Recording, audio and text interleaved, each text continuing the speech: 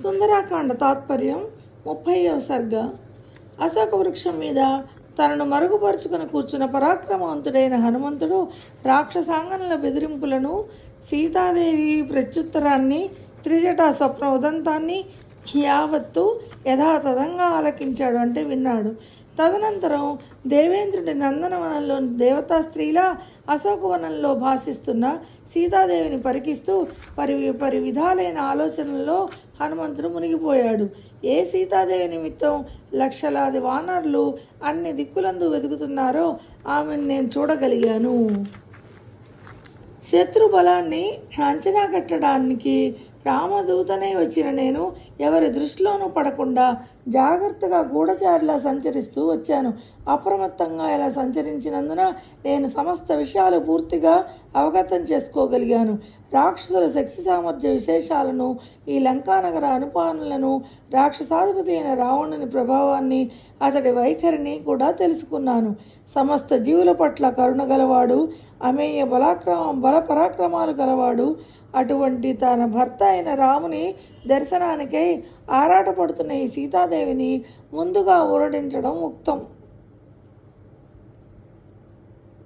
అంటే కరెక్ట్ అయిన పని అని. పున్నమి చంద్రుని పోలిన వదనం గల సీత గతంలో ఎన్నడూ అంతటి దుఃఖాన్ని అనుభవించలేదు. దుఃఖాలలో కుంగిపోతున్న ఈమె క్లేశాలకు అంత మేలేనట్లుంది. అటువంటి పరిస్థితిలో ఉన్న ఈమెను నేను ఊరడిస్తాను. అంతులేని శోకం కారణంగా దురవస్థలో ఉన్న సీతాదేవిని ఊరడించకుండానే నేను తిరిగి వెళ్ళిపోవడం తప్పక పొరపాటు అవడమే కాక అలా చేయడం ప్రమాదానికి కూడా దారి తీయవచ్చు. ఈమె దుఃఖాన్ని ఉపశమింపజేయకుండా నేను వెంటనే తిరిగి వెళ్ళిపోతే రాజపుత్రి కీర్తిశాలిని అయిన సీతాదేవి తనకు రక్షణోపాయం ఏది కానరాక ప్రాణత్యాగానికి తప్పక పాల్పడవచ్చు. పూర్ణ చంద్రుని పోలిన ఆహ్లాదకరమైన ముఖారవిందం కలవాడు, శక్తివంతమైన బాహువులు గలవాడు అయిన రాముడు సీతను చూడాలని తహతహలాడుతున్నాడు. అటువంటి స్థితిలో ఉన్న రామునికి కూడా ఉపశమనం కలిగించడం నా కర్తవ్యం. ఈ రాకాశముఖ సమక్షంలో ఈమెతో మాట్లాడడం కుదిరే పని కాదు. ఈ పని చేయడం ఎలా? గొప్ప క్లిష్ట పరిస్థితి ఎదురైంది.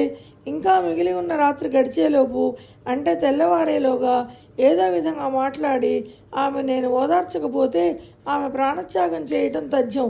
అందులో ఎలాంటి సందేహము లేదు. సీతాదేవితో ముఖాముఖి మాట్లాడకుండానే నేను తిరిగి వెళ్ళిపోతే అక్కడ రాముడు సీత నాతో ఏం చెప్పమన్నది అని ప్రశ్నిస్తే ఆ స్వామికి నేను ఏం బదులివ్వగలను? సీతాదేవి నుండి ఎటువంటి